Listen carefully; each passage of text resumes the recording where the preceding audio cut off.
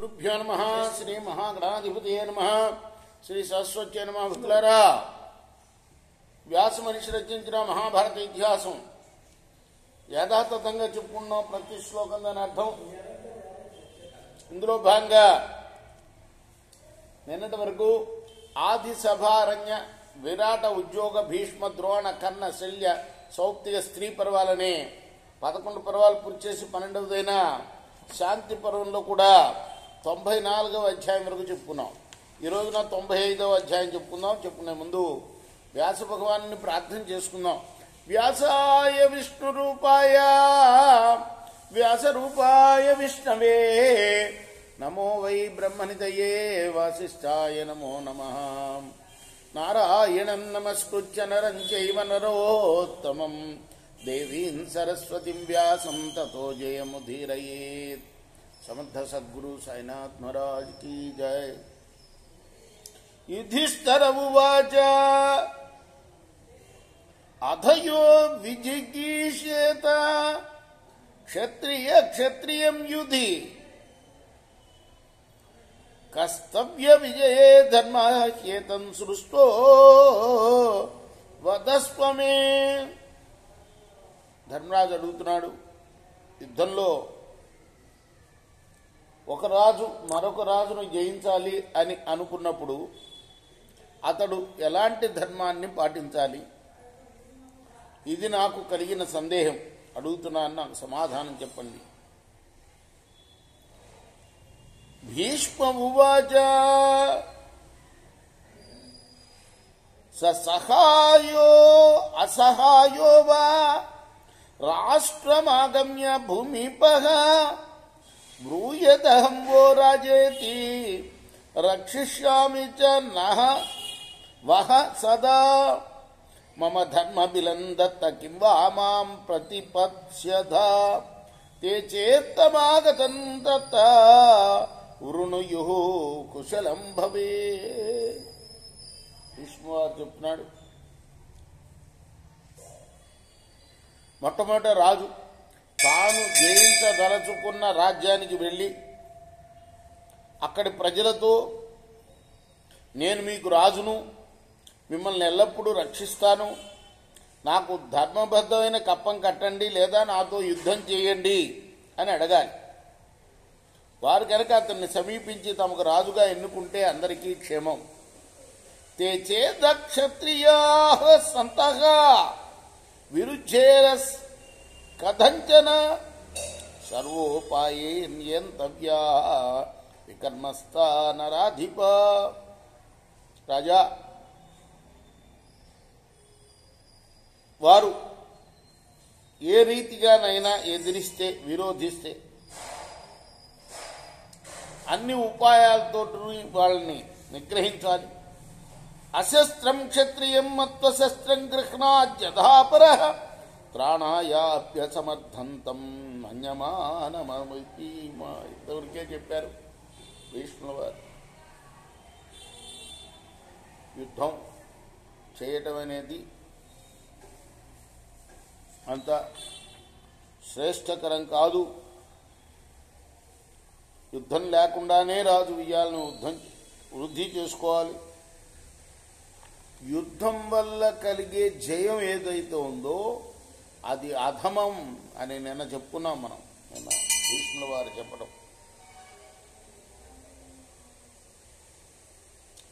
అశస్త్రం క్షత్రియం మత్వా శస్త్రం గృహ్ణాద్యథాపరః త్రాణాయాస్య సమర్థంతం మన్యమానమతీవ చ. అక్కడి క్షత్రియులు ఆయుధం పట్టకపోయినా తాము రక్షించుకోవడానికి తాము అసమర్థమని భావించిన క్షత్రియేతరులు ఆయుధాన్ని పట్టగలుగుతారు. యుధిష్ఠిర ఉవాచ అదయః క్షత్రియో రాజా క్షత్రియం ప్రచుపావ్రజేత్ కథం సంప్రతి యోద్ధవ్య తన్మే బ్రూహి పితామహ. పితామహ, ఓ రాజు మరొక రాజుపై దండెత్తినప్పుడు అతడు ఎలా యుద్ధం చేయాలో చెప్పండి. భీష్మ ఉవాచ నైవాసన్నద్ధ కవచః యోద్ధవ్య క్షత్రియోరణే ఏక ఏకేన వాచ్యస్య విసృజేతి క్షిపామి చ. శత్రు యుద్ధంలో కవచం ధరించని వాడితో పోరాడకూడదు. ఒక వీరుడు మరొక వీరుడితో నీవు నా మీద ఆయుధం ప్రయోగించు, నేను కూడా ప్రయోగిస్తాను అని చెప్పాలి. సచేతత్ సన్నద్ధ ఆగచ్చేత్ సన్నద్ధవ్యంతతో భవేత్.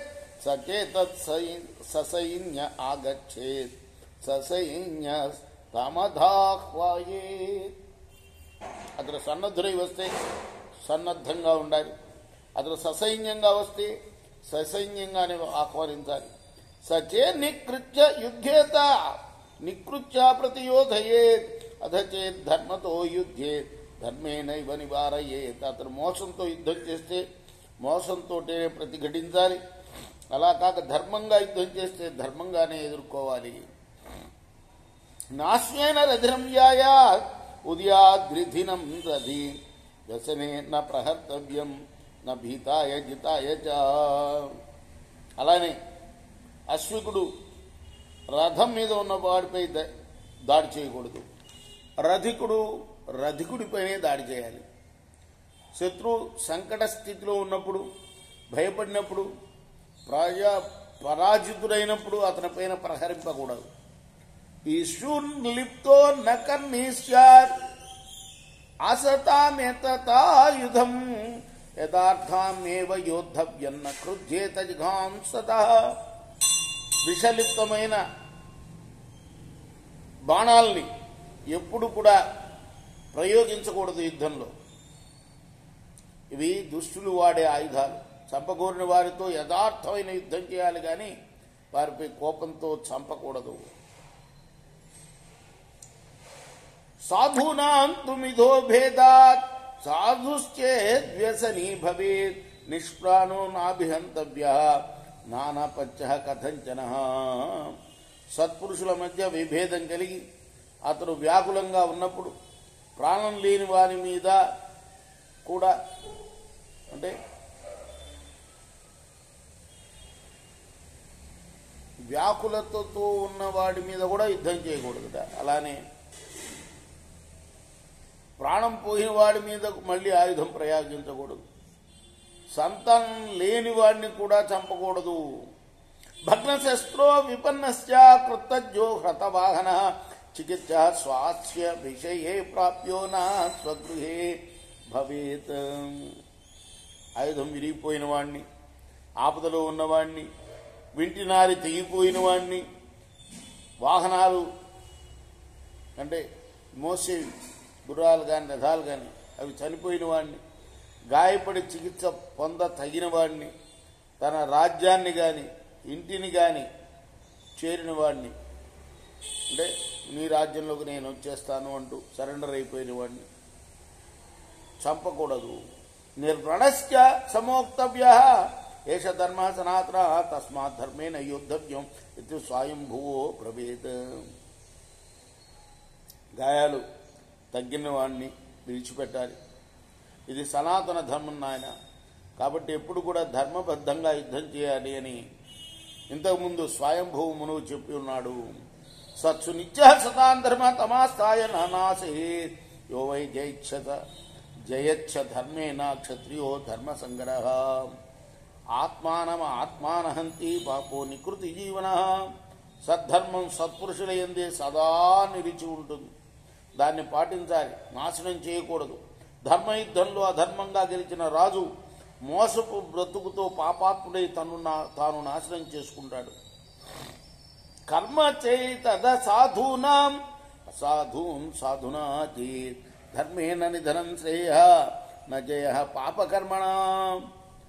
అది సాధువుల పని. అసాధువులను కూడా సాధు మార్గంలోనే జయించాలి. ధర్మయుద్ధంలో చనిపోయినా మంచిదే కానీ పాపకార్యంతో నింద పొందకూడదు. నా ధర్మశ్చదితో రాజన్ సజ్జ ఫలతి గౌరీవ మూలాని చ ప్రశాకాశ్చ దహంసమధిగచ్చతి. రాజా భూమిలో నాటిన విత్తు వెంటనే ఎప్పుడు ఫలించదు. అలాగే అధర్మవర్తనం కూడా వెంటనే ఫలించదు. అది ఫలించే సమయానికి మూలంలో శాఖలతో సహా కాల్చివేస్తుంది. పాపేన కర్మణా విత్తం లబ్ధ్వా పాప ప్రవృషతి సవర్ధమాన స్థేయేన పాప పాపే ప్రసజ్యతి ధర్మోస్తి మన్వాన శుచీనవ సన్నివః అశ్రద్ధదానస్య భవేత్ వినాశం ఉపగచ్చతి సంబద్ధో వారుణై పాసే అమర్చైవ మన్యతే. పాపాత్ముడు పాపకర్మల చేత ధనాన్ని సంపాదించి ఆనందం పొందుతూ ఉంటాడు. అతను దొంగతనంతో వృద్ధి పొంది ఆ పాపంలోనే ఆసక్తి కలిగి ఉంటాడు. అతను ధర్మమే లేదని తలుస్తూ సత్పురుషులను పరిహసిస్తూ ఉంటాడు. ధర్మం పట్ల వాడికి శ్రద్ధ ఉండదు. పాపం వల్ల వినాశనం పొందుతాడు. వరుణుడి పాశాలకు కట్టుబడిపోతాడు. అయినా తను తాను అజరామరుడు అని భావిస్తూ ఉంటాడు. మహాధృతిరివాచ్ఛాత్మ సుకృతేనైవ వర్తతే తతః సమూలో హ్రియతే నదీం కులాదివద్రుమ. పాపాత్ముడు గాలితో నింపిన బుడగలాగా ఉబ్బిపోతూ ఉంటాడు. సత్కార్యాలు ఏమాత్రం చేయడు. చివరికి నదీ తీరంలోని చెట్టు వేళ్లతో సహా పెకలింపబడినట్లుగా నాశనమైపోతాడు. అధైన అభినంద్యంతి భిన్నం కుంభమివాస్మని తస్మాత్ ధర్మేణ విజయం కోసం లిప్సేత భూమిప. రాతి మీద కొట్టిన కుండలాగా చితికిపోతాడు. అతన్ని అందరూ నిందిస్తారు. కాబట్టి రాజు ధర్మబద్ధంగానే ధనాన్ని విజయాన్ని సాధించాలి. ఇది శ్రీ మహాభారతే శాంతి పర్వణి రాజధర్మానుశాసన పర్వణి విజిగీషమాణ వృత్తే 95తమోధ్యాయ. ఈ వ్యాస మహర్షి రచించిన మహాభారత ఇతిహాసంలోని శాంతి పర్వంలోని 95వ అధ్యాయం. రేపు 96వ అధ్యాయం చెప్పుకుందాం. కృష్ణార్పణమస్తు. సాయి కృష్ణార్పణమస్తు. స్వస్తి ప్రజాభ్య పరిపాలయంతాం న్యాయేన మార్గేణ మహిమహీషా గో బ్రాహ్మణేభ్యः శుభమస్తు నిత్యం.